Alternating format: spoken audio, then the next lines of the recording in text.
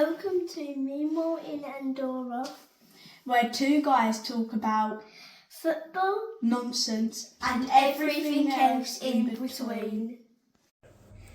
With your hosts, Travis and Ricky.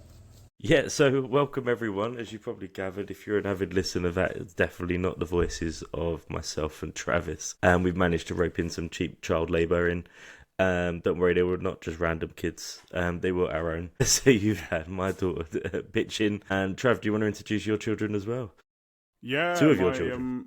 Yeah, my sons. They've been itching to come onto the pod. I think I talked about Jesse a little bit last time, and his how he's just a carbon copy of me. And I was saying off air to Ricky, like we've been going through World Cup history from the beginning, from 1930, and we're up to 1986 now. And he's just obsessed. And obviously I give him the background. I don't just tell him this team won. I will talk about things like I was talking about the Falklands War and General Videla, 1978, and Argentina's, the junta and all sorts of stuff like that. He just he gets to know. He remembers that Antonio Ratin was sent off with a look in his eye in '66, just random stuff like that. He just loves it. So they were itching to come on the pod. I said to him, maybe not just yet, but we can do an intro for me. So that's why we thought we'd get him in and do an intro. Maybe if we're struggling for content at some point in the future, we'll get him on as well. Get the World Cups through the eyes of a 7-year-old. Why not? That'd be great. That'd be great during the World Cup, actually, or after the World Cup. Just to imagine to see what it's like to be that age again. I think the only way I'll get my daughter anyway interested in that is she only recognises two players consistently is Saka and Chloe Kelly, I think. So unless we had one of those two join the podcast, I don't think her enthusiasm would be any greater than it was in that intro. Got to get bigger. Yeah. We've got to get bigger if we're going to get them on. Can you imagine? On the subject, and I do this every tournament. Well, not every tournament, but I've done this in the past, and I'm sure I'll get through it. But I was having a look. I was talking to someone about World Cup times, like kickoff times.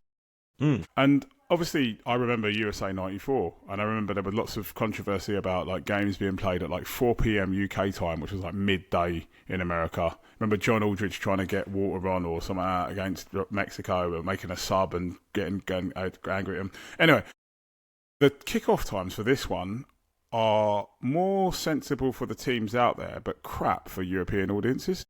There are lots of 2 a.m. kickoffs and stuff, and obviously I'm assuming that's because it's a 48-team tournament, but actually it's going to be quite rubbish. It might be the first. I mean, I've watched, as you know, Ricky, I watch every game at a World Cup, but I'm going to struggle here. I'm going to be really tired if I do. It's a hard one to keep track of, isn't it? At 2 o'clock in the morning, it's like extreme boxing watching every night for a few nights on the trot. Do you know? Yeah, and because it's a obviously that's a 2 o'clock kickoff, isn't it? You've got another 2 hours till it finishes, right? Yeah, that is, and yeah, to do that once is one thing, but then to do that, go to work, not try and do it again the next night. Not working from home. Going to have to put in some, I don't know. Now, if anyone's from my work is watching, I'm not going to do extra working from home days during the World Cup, I swear. You can feel another flexible working request coming in. Exactly. Need to adapt my hours. If I adapt my hours to the middle of the night, then that'd be it. I remember how old were you in 2002? That should be an easy question. I was just 13 in terms of when the World Cup was. Yeah, so you were at school, right? So you I remember getting the morning off for the quarterfinal. Yeah, that's it though, right? So 2002, I was prime. I was 21. I was at I just finished university. I just graduated, and I chose not to look for a job because I was like, I'm just gonna watch the World Cup for the whole summer or for the beginning of the summer. And I remember struggling to get up in the morning at 7 a.m. because I was so used to university lifestyle. Remember falling asleep. What is this? During Ireland Cameroon in the groups, I think it was Ireland Cameroon. It was at 7 o'clock. Falling asleep because I was really struggling to stay awake for it. So it couldn't feel like that. I remember just being obviously a kid getting up for school anyway, but it was getting up extra early because it was right, just getting up and watching. I remember staying at my dad's house where I used to stay in the front room. He used to just wake up and be watching football from 5 in the morning. He'd be like, "This is amazing." And I remember and then getting. It's about 7. 7. I think the earliest ones were 7. 7. Yeah. Getting up and then going. I remember when the quarterfinal was, and the school, England, Brazil, and school said, "Yeah, we'll delay school opening," and then obviously Really? the game didn't Cool. go. Yeah. So the game obviously didn't go our way, and I remember just crying in the bathroom, being like, "I don't want to go to school," because there weren't many England fans in the school in terms of where I was going, so there weren't many like really kids. Lots of Brazilians in passionate about Romford. A lot of This goes Brazilian back to your fans, mate- maybe not Brazilians. This goes Like back to your mate Portuguese. Garincha from last episode, the bowed-legged kid at school. We had a lot of Portuguese, so there might have been some, Brazilian, but yeah, no, it was like the kind of thing where it was like it didn't matter if England did well, Yeah. and I was probably seen as the biggest football fan, so it was like, I couldn't face going in that day. But I do remember something similar. The only thing I could relate to what you were saying there was I remember when we finished in 2005, and I said to myself, I'll look for a summer job. I'll go out and get a job. But then the Ashes got really interesting. I was like, Yeah. I want to watch every moment of this. So I remember delaying everything while I watched the Ashes that summer, just to do that. Yeah, that's the closest I could relate. Yeah, it's the 2002 tournament. Otherwise, yeah, it was great in the mornings, waking up, cup of tea, breakfast before going to school, getting to watch as much football as possible. Yeah, these times are awful. Yeah. Pubs are opening, aren't they, for the England games? They've been allowed to That's open right. to 1 or 2 a.m. But our games, I've noticed, I don't know whether you've noticed, but if you look at them, obviously we don't have terrible game times, because I think what they've done is they've, so like if you look at a lot of the South American teams, their game times are like middle of the night, because they're thinking, well, the audience is going to be from South America.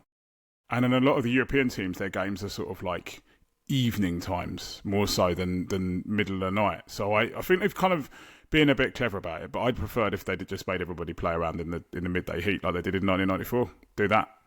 Don't care. Like Mexico 86, let everyone just be dying from the heat. And we Just can all played in watch it. Qatar, they could do it. Yeah, well, exactly. We can play in Qatar at a reasonable time. That was those kickoff times are great in Qatar, actually, I remember. Yeah, they were really good. There weren't many games I think we were able to miss. I watched every game. Every game. Obviously, I took time off because it was my birthday. Because it was November. Yeah, it would have been. My birthday was the day that Argentina lost to Saudi Arabia, and I remember literally thinking to myself, "Can life actually get better than this?" Like, it's my birthday today. I'm watching the World Cup. I never thought I'd be watching the World Cup on my birthday because my birthday's in November. But I'm sitting at home, off work, watching the World Cup. Brilliant. Bring it on. Could have killed me then. I'd have been like, yeah, that's it. I'm done. I'm all right. See, I remember being, and it's surreal to think about now, I was at a Christmas market in Bruges the day England played France. And That's late. Yeah, that's right. The quarterfinal. yeah, it was later, and my daughter Saturday was... afternoon or Saturday evening? Saturday evening. Saturday evening. It was. Or Sunday evening. Was it Sunday evening? No. I don't think it was a Sunday. It was a Saturday because Saturday or Sunday, Morocco, Portugal was earlier on in the day. The reason why I know this, memory, I know, we had a family friend round who I actually would love to get on. He's a agent for goalkeepers, and he was round, and he comes round like he's a really good mate of my missus, and he comes round and always brings the kids presents and stuff. And he came and watched Portugal Morocco with us, which was during the day, which was on a Saturday. And then he left, and then we watched the England game, and then England lost, and the boys were really angry. Someone went to a wedding as well that I know of. It was freezing cold, and I remember Mia was just before her second birthday, so she was tiny, and it was us, and we were in a hotel, and obviously by the time the game kicked off and we was in Belgium, she was going to bed, so we had to watch it in this small hotel room, pitch black. I couldn't cheer. Because she's asleep literally there, and you're like trying to jump up and down and cheer quietly. It was a nightmare, and then obviously the stress of the game itself and losing. You can imagine, like, we're both fuming, trying not to wake the child up, and then trying to be like, what do we do now? Harry Kane smashes a penalty over the bar. Yeah, it's a nightmare. Rookie mistake of going anywhere during the World Cup. You know me, don't do it. I don't make plans. Anyone listening? Not going to your wedding, I'm not going to your birthday. It's the World Cup, I'm not going anywhere. So just know that. Don't invite me because I'm not coming. And I've got some big birthdays during the World Cup as well. My brother's birthday is like the 13th of July. No, 14th of July. And my first cousin is the 13th. My best pal is the 20th. My missus is the 29th. By then it'll be over. But like, trust me, I've got pals that have got birthdays, and I'm telling them now, not going. Don't invite me. I've got another pal, pal, Patrice. Her birthday's the 15th. Not going. Not going to it. Don't invite me. I'm not going. They know that as well. They know better than to invite me. I'm not going to any. I always lock down. Back in the day when you used to do like Facebook statuses. Do you remember like 15 years ago when you'd write a big Facebook status before the "Are you okay, hun?" And I'd always write a status literally at the beginning of a World Cup. I think 2010 I was like, I am MIA for a month. Don't invite me to anything. Don't do anything. I'm not going. Social out of 2012. Office. Yeah, it is a social out of. That's exactly what it is.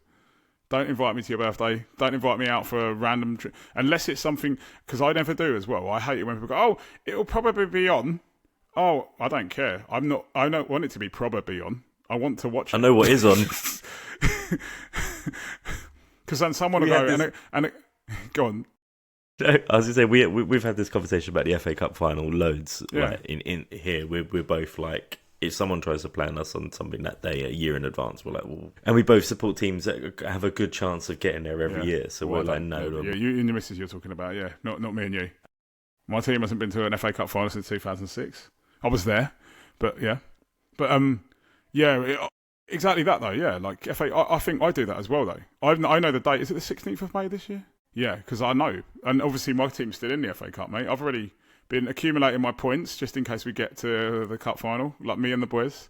So we're going to Leeds. I know this is nothing about the FA Cup or West Ham, but we're going to Leeds in 2 weeks' time, the quarter-final, which means that if we get through that, and I'm touching wood and knowing West Ham we won't get through it, but if we did, we're going to the semi-final. And then it's in the God's hands as to whether we get tickets to a final if we get there. It's funny, and it's, again, totally unrelated, but it's like in the sense of, these dates are important to people, and you do put them in. So my wife had the biggest dilemma, like Holly had the biggest dilemma earlier this year, or last year, when we've had tickets for over a year to the England Women's Rugby World Cup final. And then she gets invited to her future sister-in-law's hen do. It's that weekend. And she was like, what do I do? I can't say no. Tell them to plan better. Tell them to plan better. That's what you do.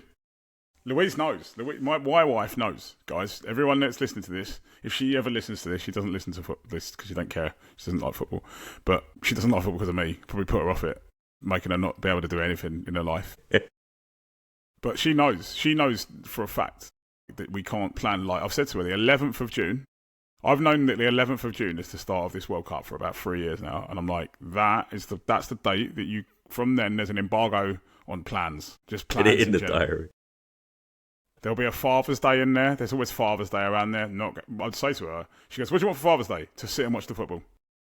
That's what I want. You can watch it with me, but I want to watch the football for Father's Day. It'll be a Sunday. There'll probably be like 4 games on that day. Let's watch it. Brilliant. Perfect. Yeah. I'm going to be alone and watch the football. No, it's cool. I'll watch it with everybody. I'm not anti-social. I'm not a psycho, Ricky. To be fair, I am quite lucky, whereas if I was to say something like that, Holly likes the football just as much as me. Yeah, so yeah, I'd exactly. be like, if I'm not watching it, she is in that sense. Like, she came in last night and was like, oh, you've seen the scores? And we're like, yeah, we've seen the scores. Yeah. So yeah, no, I am lucky in that respect. But less of everything else. We're here. We've approached it. It's March Madness. It's March. Amongst us. March Madness, I mean, it's the maddest March anyway because of just world events and stuff. But March Madness is upon us now, man. And it is probably the most FIFA-coded qualification pathway we've ever seen. It's chaos. First note I'm going to talk about is, I said in my notes, it's got shades of, and you don't know whether you know about this, 1934, right? Like, there was a weird thing where, like, I think Mexico qualified for the World Cup, and then at the last minute, the USA went, we want to play. And rather than go, well, it's a bit late now, they went, okay, jump on a boat and do like a 6-week trip or whatever it is on the boat, come to Rome and play a one-off game against Mexico, and the winner of that game gets to come here, gets to play in the World Cup. And I think the USA won and Mexico lost. So Mexico got on a boat, sailed halfway across the world and took forever to get there, and then played one game in Rome, got knocked out before the competition even started. And it's got an air. I mean, obviously, this isn't. They're going to fly, so it will take like half a day maybe. But like, it's got very much an air of that. I don't know how long does it take to get from New Caledonia to Guadalajara? Wow. Send your answers on a postcard, people. Yeah. God knows. But it's like that sort of vibe. Yeah. Yeah. And then even then, when you think about it, it's like we've got teams finishing 7 out of 10th in their qualifying, and they're still alive. Bolivia. Finishing 4th in their group, know, right? still alive. What a joke. It all ends in a tournament in the host nation, as you say. Yeah. And do you know what? Also, on that thing, right? When I was researching this, I looked at that thing. Did you see how many? I think Brazil lost like 4 games. It's ridiculous. In that qualifying. I think we might have touched on this before, but like they qualified for the World Cup, it was 4 games. Like, you know, that's the reason why. I mean, I'm not saying that you know, I think I'm not fussed, but like Italy were moaning, saying, "Oh, we haven't lost as many games," and they're right. Brazil are rubbish, man. It speaks one year to European qualifiers where they only played 6 games, and then you're like, what? Like they lost 4. You're not even getting a chance here. And then it's and then you also think when you talk to people and you'd be like, oh, so Brazil are going to do well, and you're like, have you seen their qualifying record? Yeah. Like people just know the name, innit? It's like they just think, oh, Brazil will do well. And then when you start thinking about it and you tell people, they're like, what? And I'm like, that's only in South America. They're not even playing other countries yet. Exactly, they're not even playing good. Wait till they get to Europe. And when you feel like Argentina finished top, and they weren't the best team playing. Like they did not play great football all through. Ecuador, sorry. Ecuador, quality. No, Ecuador were really good, weren't they? Yeah, they were really, really good. So it's like it's what we said. We said the same thing with Germany, I suppose, in the qualifiers in Europe as well. It's like they lost a lot of games for what 4. The qualifiers they have. Not 4, but if Germany lost 4 games, they're not going to the World Cup. No one in Europe loses 4 games and goes to the World Cup. That's the thing. Like, you'd have to be like mad. So like, but yeah, your point stands though. Obviously, I jest, but they're a poor side, but back to the subject. Like it, you know, we've got Bolivia there. I don't know who. I'm just trying to scour my notes now to see. Bolivia, Iraq. Are they playing Iraq? Suriname. Bolivia are playing Suriname for the right to play Iraq. Now, interesting point. For the right to play Congo, I think. Iraq. Yeah, Iraq. Is it? It's the right to play Iraq. Iraq will play the winner of Bolivia versus Suriname in their final thing. Because it goes on your ranking, and Iraq and Dr. Congo are the highest 2 ranked teams left in that thing. Yeah, so they're on there. They get through to the next bit. But, interestingly, didn't Iraq pull out? Did they pull out? Because of the Iran-America thing? I don't know. Did they? I've got a feeling they pulled out. They potentially pulled out, or are on the cusp of pulling out, and if not pulled out. So therefore, the winner of Bolivia versus Suriname might be going to the World Cup, which would be amazing for Suriname. That's amazing. Come on, let's Google it. Let's Google our friend. Google is our friend. I don't want to look at my phone. So I've got Iraq still listed on the FIFA fixtures. Let's see. I've news. So yeah, Middle East, Iraq urges FIFA to postpone World Cup. So they are playing. This is Iraq to enter World Cup playoff without friendly matches. So they are playing. They are playing for now. All right. So first chance of getting there since 1986 for Iraq. But Bolivia or Suriname, and they don't get to play Bolivia at altitude, which is like mad. Altitude FC. By the way, actually, can we just go back, right? So Iraq, did you see their qualifying path of the teams they've played against? Of how to get through if you're in Asia? Jesus, mate. I know we covered it a bit, but it got a bit complicated. So I went down a Wikipedia rabbit hole, right? It is wild, right? So you start off and you got like a bit where you've got really rubbish countries, like I think it was like India and Sri Lanka and places like that aren't really like Vietnam and places that aren't great at football. Start off in one, they get like a game. I think it might be 2 legs where they play each other, right? That's round 1, right? That's the go through. Then like you have, then they go in. Where is it? I'm trying to have a look because I did it backwards. I worked it backwards. And then they come first or second they get put in groups, Then they go first or second in those groups to get through to so that round 2 is a league. First or second in round 2, get through to a group. Round 3, where is it? Round 3 is like another group. So that's when you then start playing with like the good teams, like Japan and people like that, I think. Then in that bit, so then those teams go through, and then the teams that come, I think the top 4 maybe in those bits go through. And then you get like, the top 4 go through. So the top 2 go through automatically. Then the third and fourth go into a playoff. And then in that playoff, third and fourth play to get to where Iran have gotten to, yeah? So they have gone through like round after round after round. I mean, they didn't start in the rubbish bit with like Timor-Leste and people like that, but like they were in... So they've less qualified and more endured. Yeah. Than anything like that. It's probably the way to say it. Now they might not even be able to go because shit, that's mad. I'd go. I'd probably not, but yeah. It's So what this does raise then is an interesting point of the technically battle hardened to have been through quite an endurance test in terms of qualification, and can that really leave them as a bit underrated in terms of what people are expecting from them because of the amount of games they've played, or is it because we're looking at who they've played? I was going to say, man, I'm not sure you can count anyone's under. I don't know who they played in their things, but like Bhutan or something, or like someone crazy. I'm trying to think of a random place in Asia that they might have played, but like, yeah, I'm not sure I can rate them based on the fact that they beat. It's the kind of thing where you're not hearing them winning games 10-0 either. Yeah, exactly. That's what I mean. They like, they're winning games like 1-0 against people that are literally not that great. They beat UAE in a 2-leg playoff, came second to Saudi Arabia and Qatar in the 4th round. These aren't like... These are the Haviland and Waterlooville of the international football. Yeah, exactly. That's what I mean. But they got to the FA Cup rounds proper, and now they're like, we're tired, guys. We're here for the crack. And they're in like the first round, and they're playing like, I don't know, like Stevenage. Yeah. They didn't even get a big tie. Yeah. They didn't even get Wigan or like who's down there, Luton. Didn't even get a decent stadium. Yeah, and like a good. Yeah, exactly. They just got another team slightly better than them. So like, yeah. So is it wrong? And then I said they play like Bolivia or Suriname. I think we covered a tiny bit of Suriname, didn't we, when we were talking about? Yeah, we did a bit about Suriname. So we've got Suriname.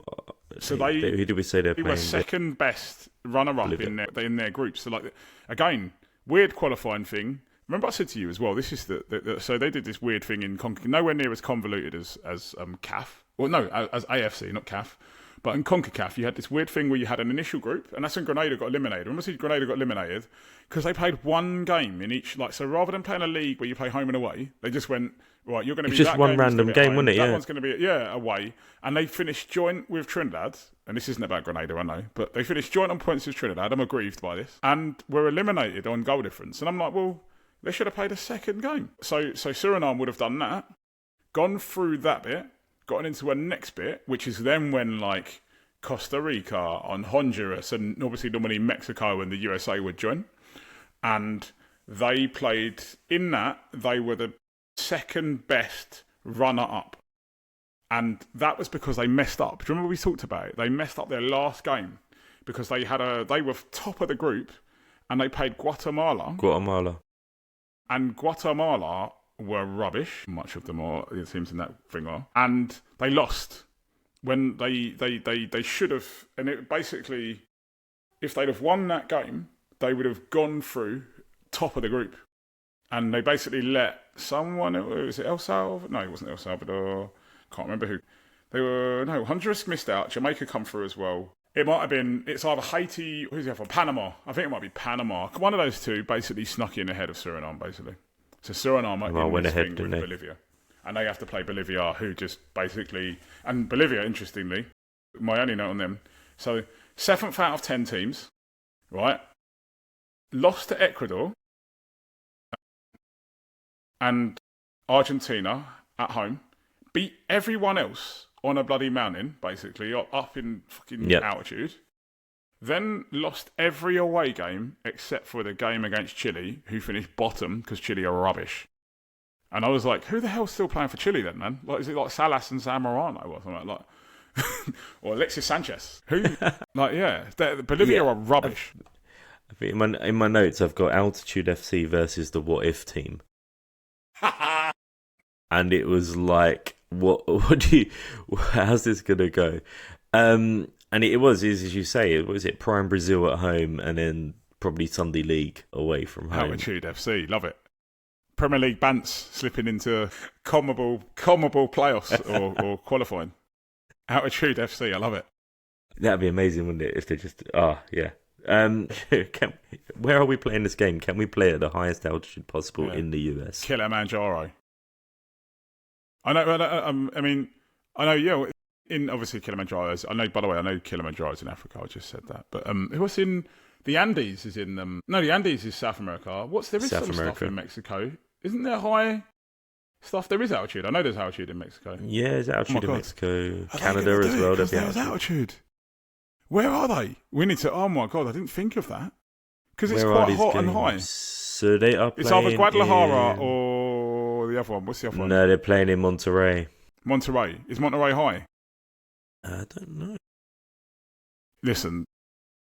Is Monterrey the altitude? What's the altitude of Monterrey Stadium? Come on. Come in. What? Anything over 1,500 meters or feet or whatever, and Bolivia are winning that. I'm putting money down on those guys. The bookies. I'm putting money down. Sell the house. All right. So it is approximately 5,970 feet above sea level. It's built on the slopes of Cerro de la Silla Mountain. Right, it's on the slopes of a mountain. That's as close as they're going to get to being like a home game. High. That's quite high, isn't it? What the ground? Ask it. Is the ground? Where is it? They play La Paz. Yeah, La Paz is higher. La Paz is. So but I can't work out if it's feet or meters. Interesting. Paz is 11,000. No. 11,932 feet. It's double. Yeah. La Paz is basically in the clouds. And the new national stadium in Bolivia is located 4,000 meters. No, 13,000. So even higher. Jesus, they purposely built the new one even higher. It's like, where can we build this stadium? Just look to the nearest highest on mountain. Stilts as well, like you get like a lift to go up to the pitch. Do you think they looked at the San Siro and thought we could put that on top of a mountain? Yeah. So not quite as high. Yeah, not quite as high, but still higher than probably your average pitch. Do you know? Random thing. Do you know the highest altitude English football ground? I know this because it's been said to me before. Highest altitude English football ground. Is it going to be somewhere like Carlisle or somewhere like that? No. You're well off. West Brom. Wow, is it West Brom? West Brom, the Hawthorns. It's nothing like that. It's probably like a couple hundred. It's literally highest altitude English professional football ground. I don't know whether it's set, like of all of the 92, I think it is the Hawthorns, West Brom. And I knew this because someone said it once. West Brom on a Tuesday night. It's not just about exactly. West Brom. In the heat of the Black Country at altitude. I don't know. Anyway, we're massively digressing, obviously. But I don't know of that. Who do you think? Who's your favourite in those three? Then who do you think's gonna get out of that if you had to put money on it? Of Bolivia and Suriname. Bolivia, Suriname. So who wins out of Bolivia and Suriname in your mind? Well, this is going to be a tough one. I'm going to go with Bolivia, just because of the caliber of teams they're used to playing. Okay, yeah, that makes sense. Yeah, more than anything else. I think Suriname are close and they've got a good structure and good team, but I think Bolivia will just edge it. Yeah, that's a very good logic or very sound logic, because you think to yourself, as much as we mock Bolivia for coming 7th from South America, if you put Suriname in that, would they even get near 7th? You don't know. I haven't seen Suriname's squad, but I'm guessing that there's probably more. Neither have I, believe it or not. It surprised me. I don't know. The squad of Bolivia are probably playing a higher caliber of football week in, week out than probably Suriname's players. Right, yeah. Yeah. What are you thinking similar? Are you thinking you're going to go Suriname? Until you said that, until you made that very sensible point, I was like, my emotions was getting the better of me, and I was like, Suriname, I'm going to beat them. But You were like, going for the what if. You had fell into the what if dream. Yeah, the what if in it. Yeah, you're right. Yeah, Altitude FC are through. Yeah, but then I reckon that they get a rude awakening when they play Iraq. I think Iraq might be like they probably got a couple of guys that play in the Saudi Pro League or something like that. Yeah, that's true. I think you're right. I think they're going to actually just... And like in like Germany or something like that, like German third division. I don't know anything about the Iraqi national team. I'm massively stereotyping based on the fact that Iran had a couple of players that played in the Bundesliga 20 years ago. But I'm just going to assume that Iraq have got some calibre of player that might I think that it's a similar thing to what happened with Qatar, wasn't it? I think everyone thought Qatar were just going to be a walkover, and they were just a well-structured team. So it made it actually hard to play against. And it weren't as easy as everyone thought it was going to be. So it might be a similar thing with Iraq. Yeah, I suppose, and obviously, everyone does that now. I think, right? Like the exposure that people get. Like we talked about this a few episodes ago. There are easy games in international football still, but like at that level anyway. But like when you get into the business end, like and you're talking about qualifying for a major tournament, and you're right at the end of it, you're probably going to have some people that have played in some sort of Champions League, whether that be an African one or an Asian one, and might know how to park the bus, shut up shop, game manage, all of those things that that probably you wouldn't get at like a lower level. Or no, you obviously get at a lower level, but they can't do it as well at a lower level. So it'd be interesting to watch. I think I'm going to say, that Iraq might give Bolivia some problems. But I think that, as you say, I think probably Suriname will probably not quite be good enough to challenge. But I don't think Bolivia will batter them. But I think maybe like a 2-3-0 maybe. Interesting. No, it'd be a good game. I think it'd be. There's a good few games there, and then when we go to the other side, Oh mate, the other side. My guys, isn't it? My guys, Dr. Congo, gotta win it. Dr. Congo, best runners up in the whole. So the best runners up behind Senegal, lost to Sudan in the groups, and once to Senegal. Senegal, obviously the African champions. We'll talk about that in a bit. But they look good. They got Aaron Wan-Bissaka, Chancellor Mbemba, they got Arthur Masuaku. There's a few others as well. There's a couple. Yeah, it's a good calibre of players. I think I then fell into the thing of trying to give everyone a name, and I called them the doctor no one wants to see, because I think this is the team they don't want to play.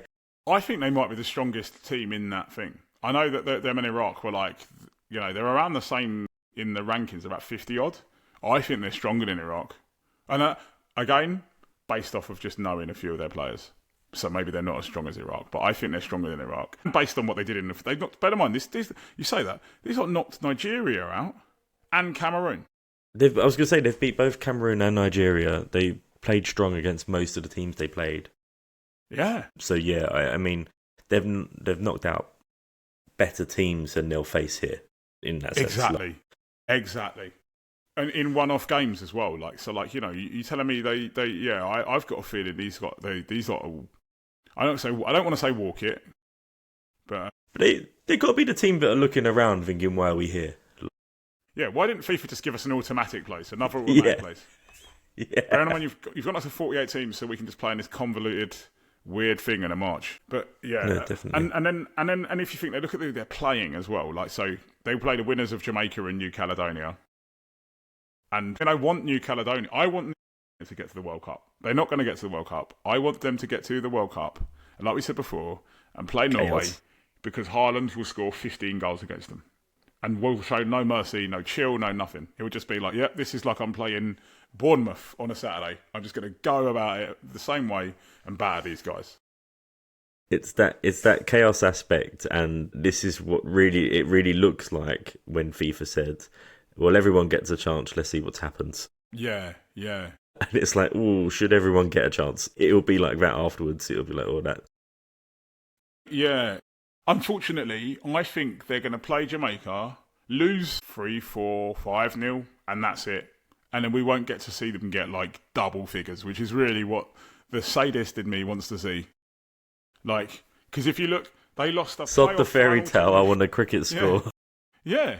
I do. I want to see the fucking thing in the top right-hand corner look weird because it's got double figures in it. You want the commentator to be like, just ignore the scoreline in the top left corner.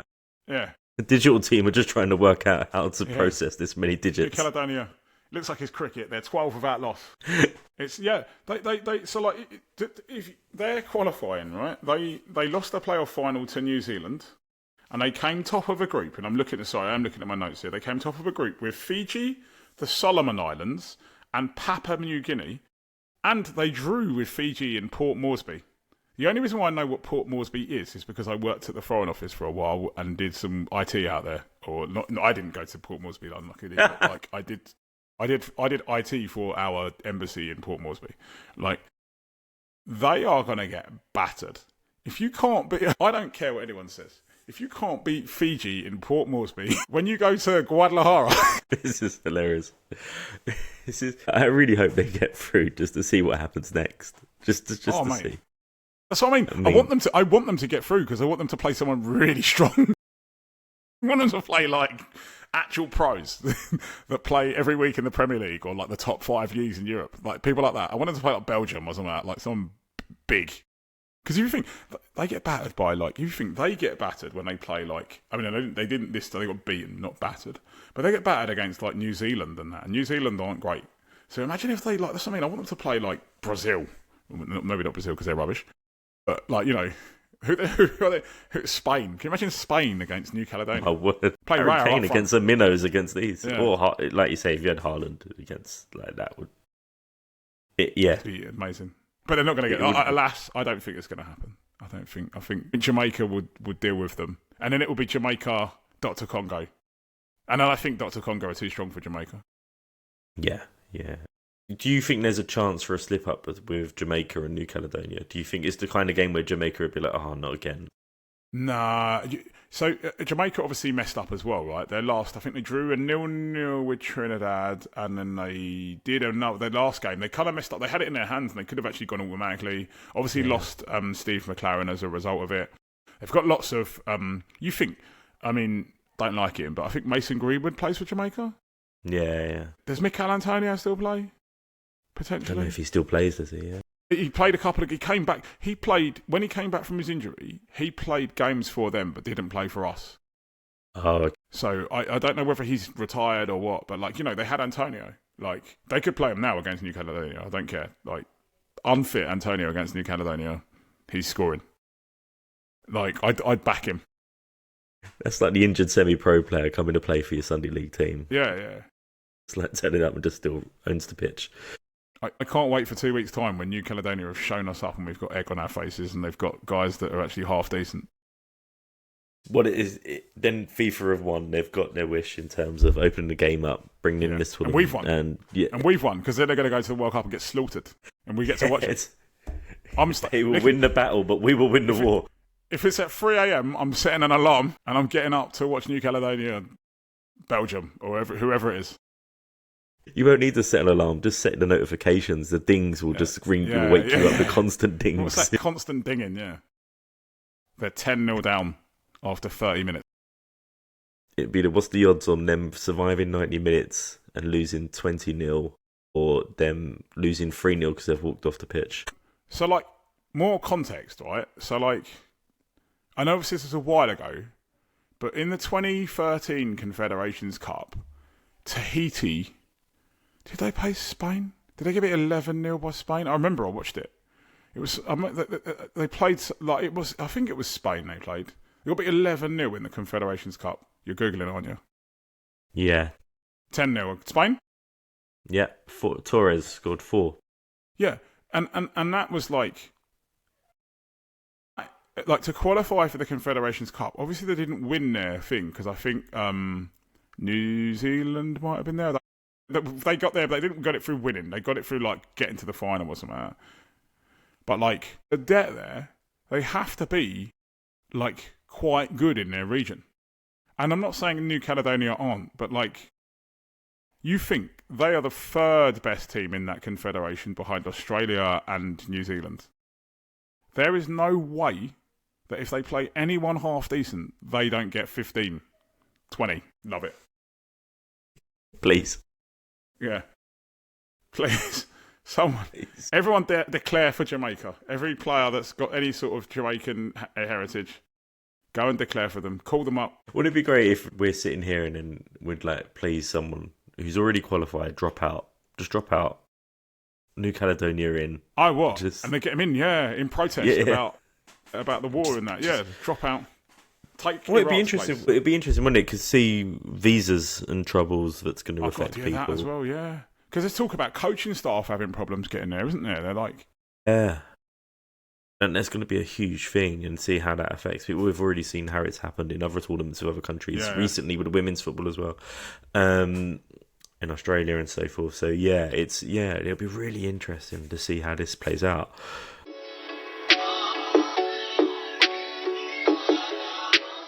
So we've done basically said March Madness is completely mad. Well, it is mad, and we think that basically the 2 seeded teams are going to get through. Are we saying that? Yeah, I think that's fair enough. Yeah, I think that's a fair reflection. The same thing would be that they're going to get through. Do you know what I want to see in this? It's a shame about the kickoff times because I would have loved to see the TV figures for this compared to the Super Bowl, just to be like, we got more people watching. That's like Bolivia. You have talked about that, haven't they? Yeah.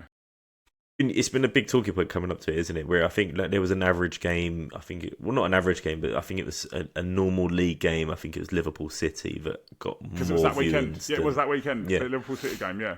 Yeah, got more viewings way more viewings globally than the Super Bowl. Yeah, it'd be great if it was not even the World Cup game. It was Suriname versus Bolivia. That's a World Cup game to me, mate. I'm going to be up. They are strange kickoff times. Yeah, Bolivia's 10 o'clock at night. Watching it, but all day. New Caledonia's 3 in the morning. What day? What day of the week? I should know this, but Friday the 20th. There you go. Next Friday, England will be England Uruguay in the evening. Just whetting my appetite. Yeah, but this is early Friday morning, isn't it?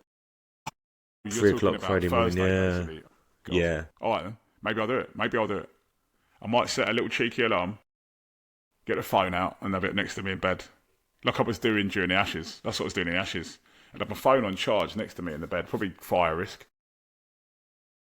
But like literally just watching it, and I don't know how to wake up. I'd like doze for like an hour or so, and then watch a couple of overs, and then doze again. Just catch up with what's going on. The irony of a fire risk watching the Ashes. Yeah. The other games are a bit better in the sense. One's at 10 o'clock, and the other one is at 4 o'clock in the morning. The Congo game will be the winners. It will be Tuesday, 10 o'clock at night. And then I love it. A few hours later, 4 o'clock in the morning is the Iraq game. Oh, annoying. But then, watching Congo all day. Congo against Jamaica. Going to be there. Sorry, New Caledonia. Game, to be fair. Sorry. Going to get some complaints from. I don't even know. And you know, I love my geography. I don't know. I know nothing about New Caledonia. I don't even know the capital of New Caledonia is. If you said to me, obviously, I'd be able to kind of point to the rough part of the world that I think it's in. But now, quickly googling. I didn't even know it was French. I didn't know that either. Is it French? Is it a former French colony? It's a French territory. Yeah. Is it French territory? Yeah. Oh, yeah. Do they... Oh, wow. It's going to sound random, but they don't get to play in the Coupe de France, do they? Do you know about that? That is random. No. So, like, in the Coupe de France, you get to... Like, if you're French territory... So, like... Okay, Tahiti is a French territory, right? You get to play in the Coupe de France, like their FA Cup, if you are Guadeloupe plays, right? There's no, like...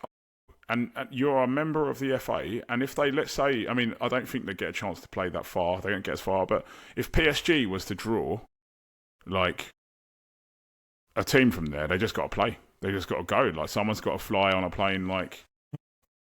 It says, they do play in the Coupe de France, yeah. Yeah, mate, I'm telling you, yeah.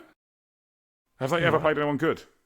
Imagine Lyon against New Caledonia. I don't know, actually, let's see. I told you, I knew, mate. They play like random, like it's a really weird thing where they just, they play like anyone, as long as you're a French territory, you get a place there. That is mental. And it's been going for years as well. Yeah, the whole time. Not that I can see. Searching it. Round of 64.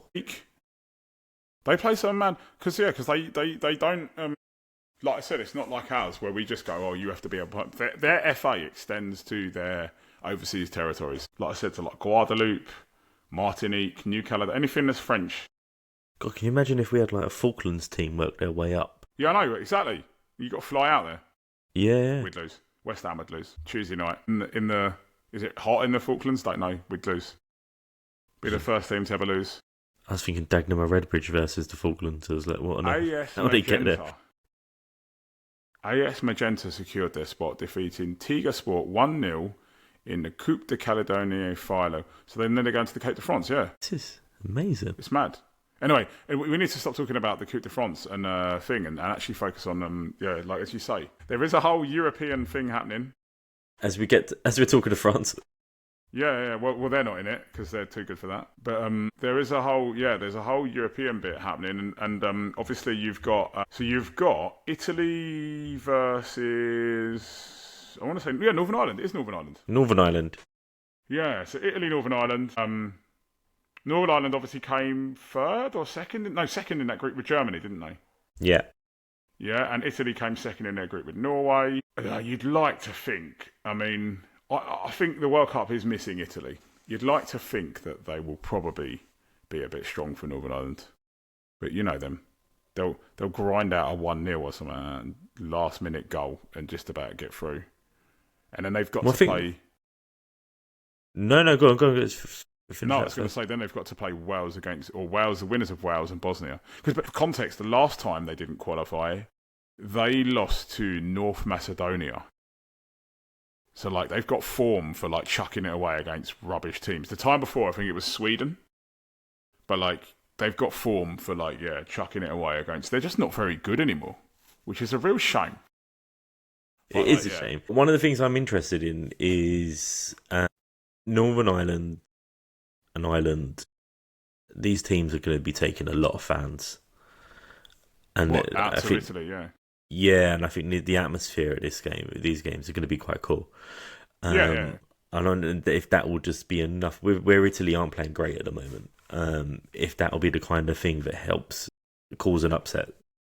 Do you know what I mean? Like, it'll be those things that actually, it'll just add to it. Getting on the back of the players, yeah. Yeah.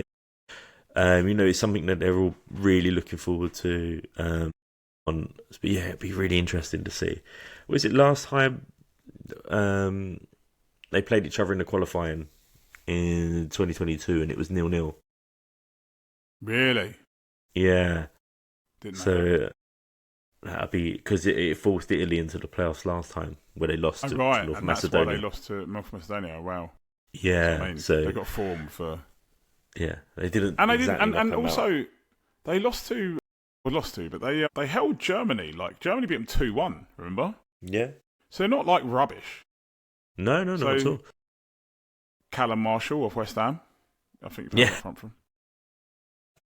So like, yeah, they've got the odd springing. You know, they could probably spring a surprise, and against an Italian side, like I said, Italy are going to just grind it. Was it Moldova they struggled to beat? Remember we were talking about that? Yeah. They got booed off and that. Like, it's going to be something like that again. It's going to be like a 1-0 pen. Late penalty taken by Nico Barella. And was it the last game where they got booed off at half time and then they went and scored, like, was it 2 or 3 goals at the second half anyway? Like, it was. The two was moaning, Yeah. That's it. Yeah, it's that psychological thing with Italy, isn't it? They always overthink things and then. I think they just play a certain way that just invites, like, and that's not even me I'm not even a stereotype. I don't like to stereotype people, so I'm not even going to say like I'm not stereotyping Catenaccio or anything like that because I understand that's a thing from like the 60s, but they have a style that means that they invite pressure sometimes from teams that they probably shouldn't be, and are quite slow. Like the build-up play. I know they've got Di Lorenzo and the dude from plays left wing for Inter. They've got quick and explosive players. DiMarco. And we've got quick and explosive players, but like it's just a bit. Yeah. You can see they're almost feeling like they should play it because it's expected as well, isn't it, of that cultural thing, rather than thinking about that to your ability. A bit like what England used to do. It's just very tactical, isn't it? Yeah.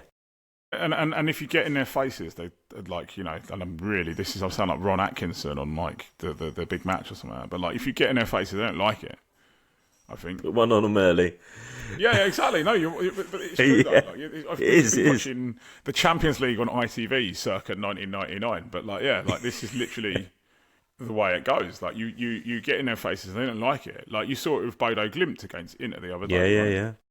They don't like being, and obviously Inter, I know Inter isn't just the Italian national team, but like that's the 10 points clear in Italy in the league, and they got absolutely harassed at home by Bodo Glimt and didn't get a chance on the ball, and like that's what's going to happen in Northern Ireland. I reckon they're going to just make it really difficult for them and try and kind of unsettle them, see if they can nick something, and then I'd imagine that Wales and Bosnia will try and do the same thing, right? Yeah. Well, hopefully it's But it's interesting. Do you think that the last game will play on Italy's mind in the sense that it's the Northern Ireland game last time that forced them to play? What's it called in the last the playoff? North Macedonia, Yeah. And do you think it's that thing of this could be a bogey team in that sense? Don't know. Maybe It's hard. Maybe. It's been a while. Yeah, maybe. Because I mean, obviously, I didn't know that, but like they will know that because they're Italian and they would have watched their playoff and they would have known that happened last time round. But that completely escaped me. But like I'd imagine, Italians are quite, you know, they will remember that. It'll be fresh in their memory. So yeah, maybe the Northern Ireland game will play on their minds a bit. Like, and it wasn't that long ago, right? There'll probably be still some players that played. Yeah, true. 4 years. No, that'd be good. It'd be about 4 years now, wouldn't it? Yeah. So like you got that. Sorry, excuse me. Wales, Bosnia. So Bosnia tend to look. I don't know anything about how did Bosnia get through there. Do you know anything about their qualification? God, I can't remember. No, it's been a while since I've looked at that. So I obviously know Wales were in that group with North Macedonia, speak of rivals, Belgium, and I want to say Kazakhstan. And they had that game where, do you remember they could have almost gotten? I don't think they could have gone automatic. There was a bit where they were like in the running for like automatic, maybe like 2-3 games out because it was quite close in that group. And in the end, remember North Macedonia threw it away. That was it, wasn't it? North Macedonia threw the game away because they messed up like a qualifier against Belgium, or no, it wasn't Belgium, was it? Was it Kazakhstan? They won it, or was it Wales? Someone got beaten like 7-0 by Wales, didn't they? Which messed up the whole thing. Wales, Kazakhstan, wasn't it? Was it Kazakhstan got beat 7-0 by Wales and North Macedonia got beat by Belgium? But like whatever happened in that group, it was like really it was quite close for ages. Wales were in and amongst it, and then right at the end, there was like a weird couple of results. Wales absolutely smashed someone to kind of get themselves into contention. North Macedonia, it was North Macedonia. Yeah, exactly. That's what I mean. Yeah, so like they're going into it in a little bit of form. Now, obviously, they've had about 3-4 months to kind of like get out of form, and you know, it's not like it's not club football where you go, well, you know, we're in a row and we play next week. You know, you've gone away, you've played for your clubs for a few months, come back. But maybe Wales are the ones with a bit of momentum in that game, or in that phase of the, you know, the qualifiers. Yeah, and Bosnia are always known for being a tough team, but they never seem to quite do it, and it's at Cardiff as well. So yeah. That could play into Wales' hands. So, and like you say, if they keep that momentum as part of their squad, then they've got every chance really to get there. And Wales always have that thing. Do you remember the last time they made a tournament? They actually had a decent run. You know, their fan base does lift them. They are one of those. Yeah. They're a bit like types Scotland, of teams. aren't they? Yeah. Basically, everyone other than England from the British Isles has got good fans that go abroad and behave The Celtic themselves and teams. Gee the teams on. Yeah, gee the team on. We just go and chuck patio furniture at each other in a square. That's a massive stereotype. Sorry, England fans. I'm an England fan. It's fine. I'd say. Coming from the people who tried to steal a Vuvuzela from what was it from? What was the place? I don't know. Where you used to book holidays. What are they called? What are shops travel called? agent. Travel agents. We walked past the travel agents. They had I do not Vuvuzelas remember in the that. window, and we You're tried to incriminating me here, man. I don't remember stealing or trying to steal a Vuvuzela. Obviously, alcohol was probably involved. Was that the day of England Slovenia? Yeah. When Defoe scored. Jermaine Defoe scored 1-0. Last group match to put us through. You and I had a half day and we went out, yeah. We went out. I don't remember stealing a Vuvuzela. So we're just trying to shut them up more than anything. I think we can blame our friend for doing it. I think we just egged him on. Was he there? He was there. Was he? He came I that don't day. remember. Yeah, he came that day. Yeah. I just remember it being really hot and being outside in that beer garden, which Yeah, is he did. great. And then they had the game on inside, and it was a half a second earlier. So Defoe's goal went in, and everyone cheered, and we were like, "Fuck's sake!" And then we sort of walked across it, and he scored. Wasn't there a game before or something where we knew, or did we just realise? I think from the commentary before the game started. No, that was that. It wasn't the game before. Because it's the last game of the thing, so like they're all same time. Right. So America were playing Algeria at the same time, and that's where they come top of the group, which is why we then played Germany round of 16, and America played Ghana. Oh, wow, I didn't forget that. Yeah. And who else have we got? So we got Ireland. Ireland against who's the next one? Ireland. No. So then Ireland are playing Czech Republic. Republic, and then Denmark are playing North Macedonia. So that's their two things in that space there. So, like, Denmark obviously lost to Scotland in that last game, which messed them up. Still got that half-decent team, but I think they're a bit old now. I think they've all get they've all got good players, but they're good players that were like good players 4 years ago. Yeah. Like, and obviously got to the Euro 2020 semi-final with that team, like, with lots of people in that team. Like, I think, the North Macedonia are just North Macedonia. They've obviously got half-decent players playing for. I know no one that plays for North Macedonia. I couldn't tell you, but they play well as a team. But... Yeah, well, they quite clearly do. But they don't play well. Trouble people. Yeah. And also they get there because they were one of the higher Nations League teams, weren't they? That was a Nations League place. And then you've got Czech Republic of Ireland, obviously Troy Parrott. Didn't go to West Ham in the end, but still time in the summer when we go down.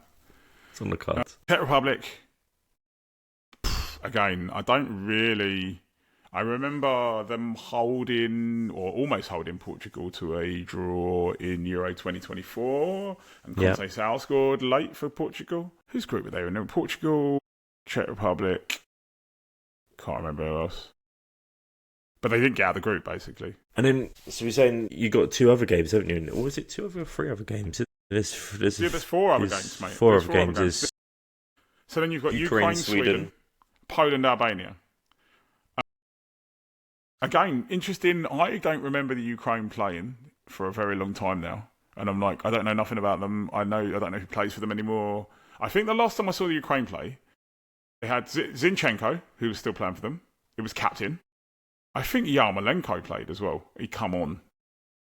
Didn't England have them in the last qualifiers? Yeah. Well, we played them in a couple of qualifiers running, I think. We got drawn against them. Yeah, I'm sure we did. Remember. But it was always the games. It was just tough games. It was like 1-0 away or 2-0 away. I mean, they're not terrible. I remember them playing the Netherlands in Euro 2020 as well, but I don't remember. Literally, my brain is absolutely... I know more about Suriname and New Caledonia than I do the Ukraine. But I don't even know how they got there. I can't think of it. They're always a hard team to play, and then you think of the players that we know play for Sweden. You're like, oh, maybe that Sweden should edge it on that, but Isak? Who else plays for Sweden? Isak, Gyökeres. Isak. Oh my god, yeah, your guy. Yeah. So it's I can't remember. And there's who else who plays in midfield? I can't remember his name. It's gone for me.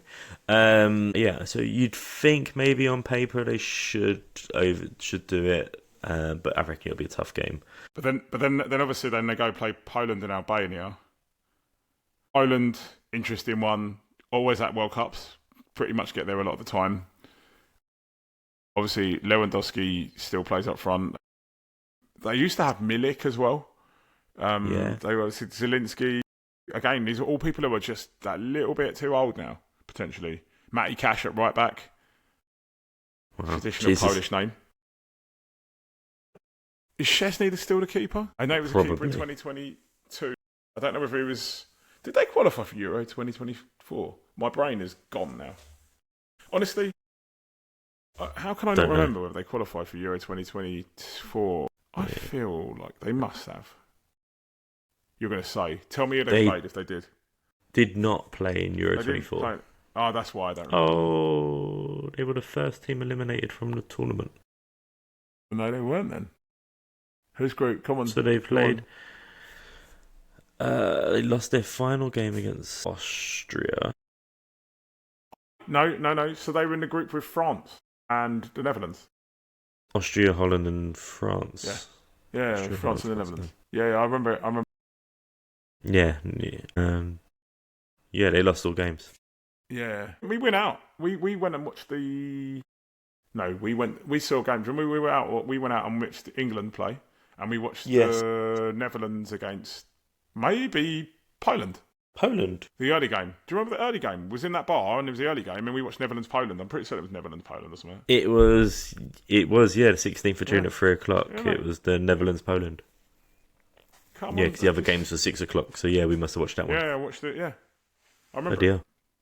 But other than that, they're all a little bit older. I don't know of any young Polish player coming through. Playing Albania, got a bit about them. I remember them scoring early against Italy in their game. Lots of players that would like disrupt you a little bit, but no one really that you go, oh yeah, they're all really good. Yeah. It's one of those things that these qualifiers are funny. It's for the teams where it's the nearly teams where you only really see one or two of them get into the Euros. That's why they're in this bit, right? Yeah.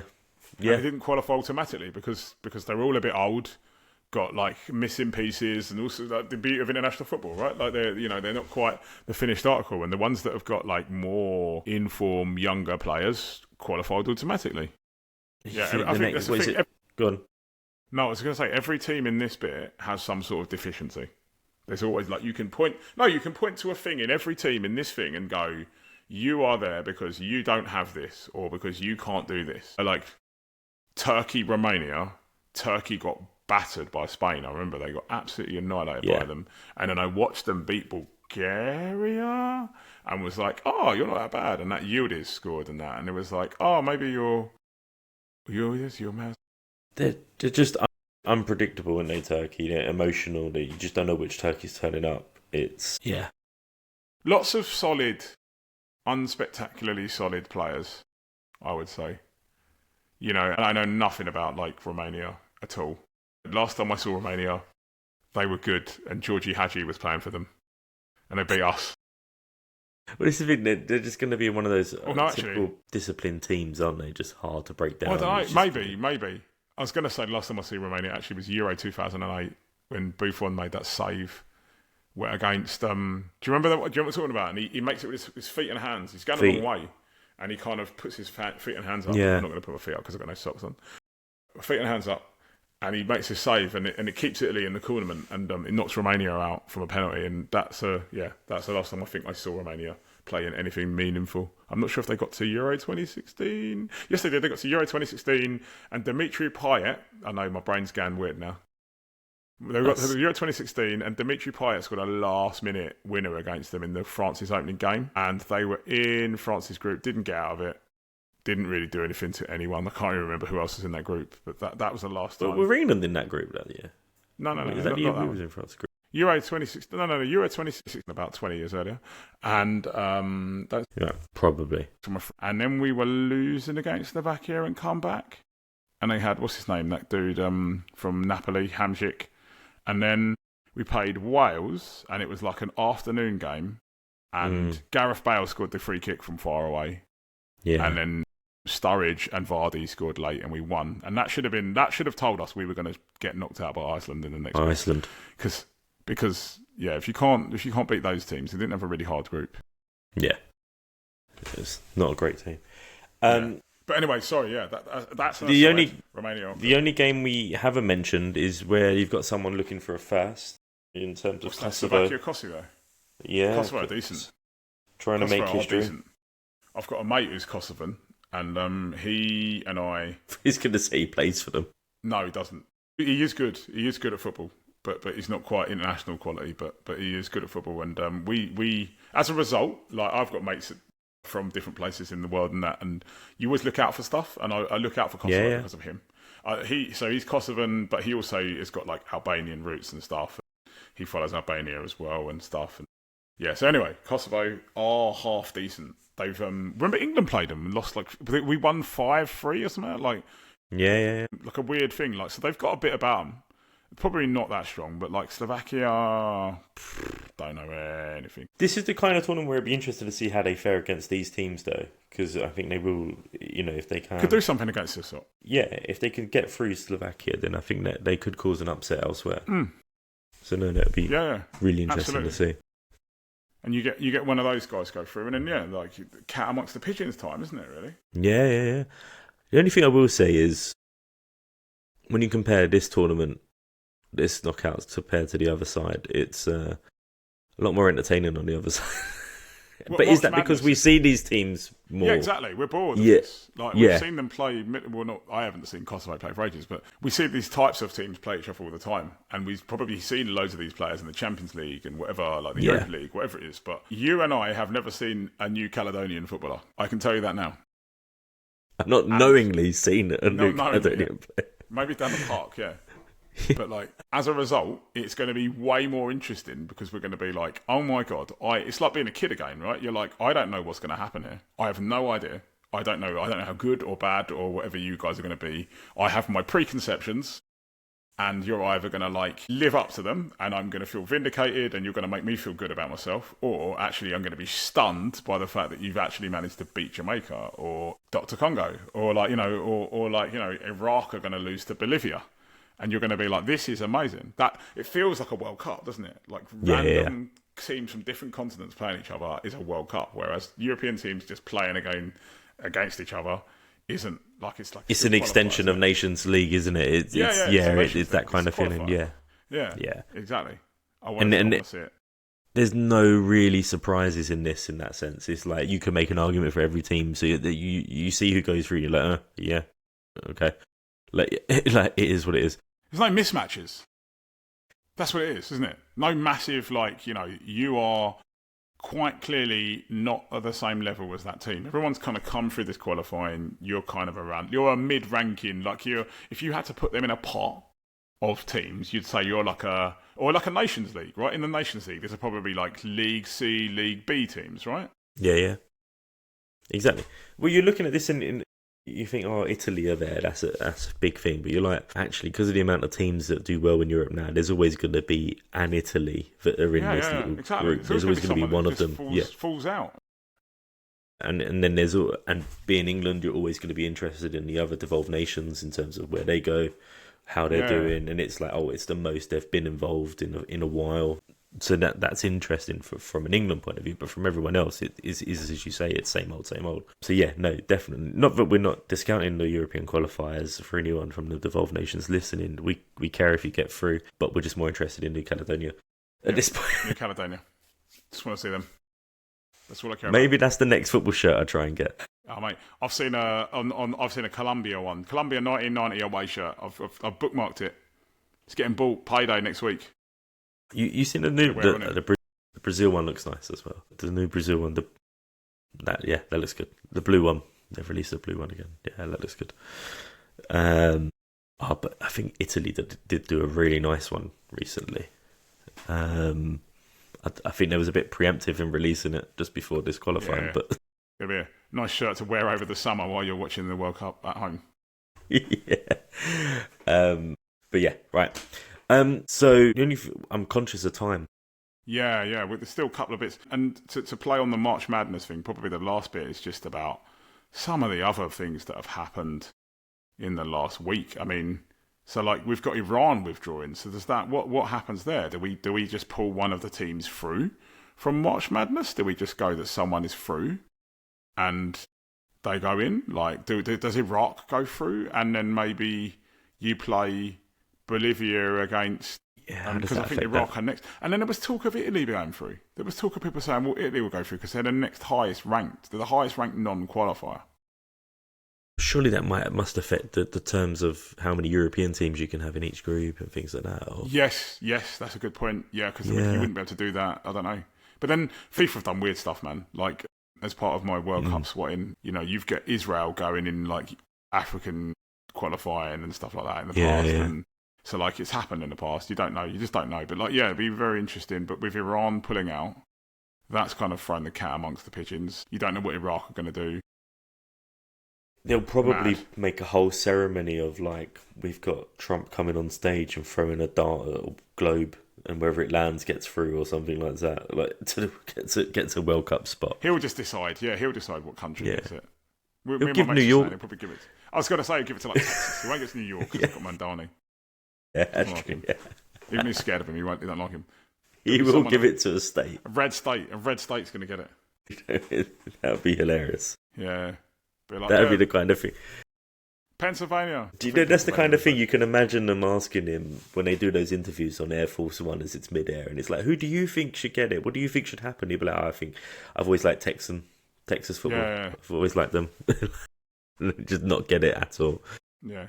Yeah, there's been some really, really mad things this month, I think, in generally. But then, yeah, so what happens with those? And then, obviously, as of recording this, the breaking news yesterday coming out of AFCON was the strange and bizarre decision to suddenly award the title to Morocco, stripping the most Senegal. pointless thing ever that has just made them look really stupid. And wasn't it? It was the kind of thing that went under the radar in terms of this was even being looked at. Like what? Yeah, I didn't know it was being looked at. I don't think anyone did. And I said to you before, like this smacks of like a Trump style person who's high up at CAF, basically getting their own way and saying, "Oh well, they shouldn't have won it." And they think Senegal got the trophy, Senegal won the game, Senegal celebrated, Senegal got the medals. What are you going to do? You're going to go back to the Senegalese players and go, "Give me back your gold medals that you got for the thing." It's done. Like it's so like football is so like bit of a rant here, and for everyone listening, I've got a blog that I haven't written for years now, but like it's called "But England Aren't Even Playing," and it's related to the whole like, oh, there's a World Cup on, I'm watching this game, and people saying to me, yeah, but England aren't even playing, and I'm like, yeah, but it's a World Cup, I want to watch every game. There is a post in there that I do, which is about, I call it the penaltification of football, and it is that everybody has lost sight of what football is about. Football is about two teams playing a football match against each other, you not knowing who's going to win, and then someone winning in the moment, they win that game, and they are the victors, and you celebrate with them, and blah, blah, blah, blah, blah. And what you do is to make that more interesting, you make competitions. So rather than just having two teams playing against each other all the time, you give it context. You say, right, this team is playing this team to qualify for a competition, to win a competition, to progress in the competition. You add context, that is what makes it interesting, right? If you think of the African Nations Cup final in the context of that, you have a team that has won a one-off game against another, and in that moment, in that game, they were given a trophy, they were given medals, all of this other stuff. That is what mattered, right? Mostly, whatever you want to call it, going back and saying, we're going to strip them of that, and this and the other. Not a single player that went to that game, not a single fan, not a single person that watched on TV is going to care. So all they have done is made themselves look really, really, really stupid over nothing. Like I said, the penaltification, and the reason why I call it the penaltification of football is because I hate penalty shootouts, right? And my argument is like, you see, like the FA Cup, you don't have replays now, it goes to penalties. The League Cup, you don't even have extra time, it goes to penalties. It's because we're so obsessed about getting the result. Now, there are people in football, like admin type people or like administrators and all that sit there and all they care about is giving the big check out to the team at the end and being like, right, okay, you won. And actually they've lost sight of the reason why they're there is to play their game of football so that we can all watch the game of football with some context. That is the point of that African Nations final. It was to play the game, which Senegal won, which we all watched and we were all entertained by, and it was like, there was stuff that happened, but we watched the game and Senegal won the game. So going back and going, well, we actually didn't win the game, you don't get to keep the trophy, you don't get to do this. No one cares. No one cares. It doesn't achieve anything, does it? And you got to think there's the person who's, like you say, you bring two teams together, they play a game of football in whatever context, and the person who has the most control of that at that moment is the referee. Now, when Senegal walked off, the referee, and let's remember, the Moroccan players convinced the Senegalese players to come back as well. It weren't like they were ordered to. They got together as a group in that context of coming together and playing the football game. Let's finish it. We started it. Let's finish it properly and go and do it. And the referee he's in charge at that point. He could have gone, you know what? They've walked off the pitch. We'll call it there. And then, like you say, the decision's made. It's done. The fact the referee has gone, no, they've agreed to come back on. We're playing. That's that decision done. That should not be revisited. He's the person who's in charge. You're undermining the rules, the context, everything else, and it makes a mockery of it. It's like, oh well, suddenly now every game that finishes can be challenged. It's like, well, no, that now you've set a legal precedent for every game to be challenged. It's like, do you go back? Yeah, you're absolutely right. You're absolutely. You forget about that in the context of that as well. Like, do you go back and go, oh, that team isn't relegated. That team didn't win the league. That team didn't. They're so stupid. And for what? No one. I don't think that a single Moroccan player looks at that and goes, well, yeah, but we won the AFCON now because we were awarded it afterwards. Are they what? They're going to get medals now? Do they get what is the point? As a player, you've played that game. You've not won it. You've not earned it. You've gone through it. You didn't celebrate it. You've grieved it. If anything, you've not just not. You've grieved with it. So I think what have you achieved in terms of the whole that? Continent look stupid. Make it all look stupid. Yeah. Get less credibility for the tournament now. People are talking about it for the wrong reasons. Which is even more surprising when considering what happened in some of the minor things in that tournament and in the final itself. You'd think you would hope, a bit like when we say when things go through marketing and branding and things like that, there was a discussion where it was like, the findings from this report means that we're going to overturn a decision. And you think someone then would have gone, guys, reputationally, we've already suffered quite a lot. Yeah. What does this look like? What are the optics like? Yeah, in terms of gains here, are we actually gaining? Is it a pro or is it a con? And it's like someone would have gone, you know what? Let's phrase this as the report is lessons learned. Next time, it happened this way. Yeah, next time we set a precedent. Next time we say, actually, if you walk off, you have to abandon the game. You can't do that. That's bringing the game into disrepute. Well, you can't do that. Fine. You cannot. It is now when it was decided, March the 18th or something, or March the 17th? Yeah. That's 3 months away. So you decide 3 months on, actually, no, you didn't win it, or 2 months on, or whatever. Like, it's crazy. And like I said, it just makes it look really silly. I like the African Nations Cup. I like AFCON. I've watched it. I didn't watch it just this year. Like, I watched it other years as well. Like, and it always gets laughed at. People were laughing at that final as it was from all of the stuff that happened. And all it has done is make it look worse. I don't know how, and now I don't know how anyone at CAF can look and be like, yeah, we want you to, European teams, we want you to release your players for this tournament and this, that and the other. And I know they will. I'm not saying they shouldn't do. But at the same time, they've made a mockery of their own tournament and it was completely in their hands and they didn't need to do this. And even if there was someone in their ear saying to them, someone up high that was saying, you have to do something about this and you have to take this tournament away from Senegal, why? What were they going to achieve? Who got what from that? I don't understand. There is a danger of, and it probably won't happen, it might not happen, but there is a danger of Moroccan players next tournament being like, why am I going to bother? Like, why am I going to put myself forward to be selected and go in this tournament when anything can happen? Yeah. Where I play a final, I could win, not a Senegal player, sorry. Yeah, I go all the way through to the final and I win it. And then it's changed, and it's like I'm already trying to do my best to represent the country and do well and raise the sport in Africa as a whole, and it's like, and represent Africa on the world stage. And then it's like, we do this, we do it well, we put on a good tournament. Yes, there's some things, but then they do this, and it's like, it goes against everything that those players are actually trying to take responsibility for as well and do, but the bureaucrats behind it almost tear that down.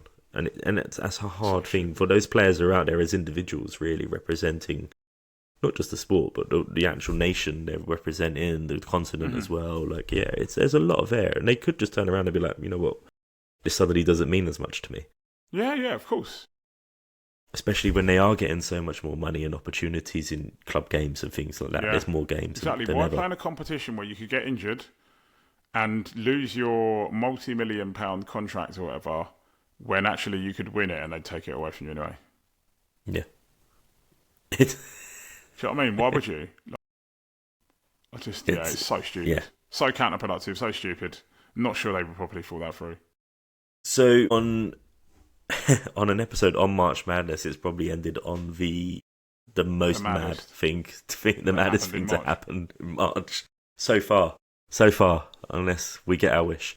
What is it the maddest thing to happen in March? Because I'd say bombing the crap out of a country to the fact that they, being a host nation, a World Cup host nation has attacked another country, and the other country's like, yeah, we can't come to your World Cup. Like, there's been some pretty mad stuff that's happened at World Cups. Again, I'm sweating up on my World Cups again. For 78, some crazy stuff, but nothing like this, man. This is mad. Host nation where the sport, not just it didn't happen like that. That's a global event that happened between political nations and everything. I get that, but this is a host nation where the president was given a peace award by the sport that is hosting this World Cup, and has gone and done that, a peace award as well. What that they've never given before. They just totally made up. Yeah. And a few months earlier, he's done the most anti-peace thing as well. I am going to have to run because my battery is going to die. And I haven't got my charger. It's absolutely fine, mate. I think we are well over anyway. Lots and lots we've discussed and covered here. Last thing to say, I think I need to... next episode, which will hopefully happen soon, I need to come and tell you about what happened when I went to England, Uruguay, and when I watched New Caledonia against Jamaica. And I'm watching that Dr. Congo against Jamaica game, because that's going to be good. But anyway, I will tell you. You will see how sleep deprived I am by the next episode to see if we have a new edition or not as well. Oh yeah, gosh, is that around about now as well? It's about 4 weeks, within the next 4 weeks, I imagine. Yeah. Wow. So, yeah, we'll see. But yeah, otherwise, thanks, Trev. Thanks everyone else, and we'll catch you all soon. Yeah. Cheers, Ricky. Take care. Speak to you later, mate. Bye-bye. Bye.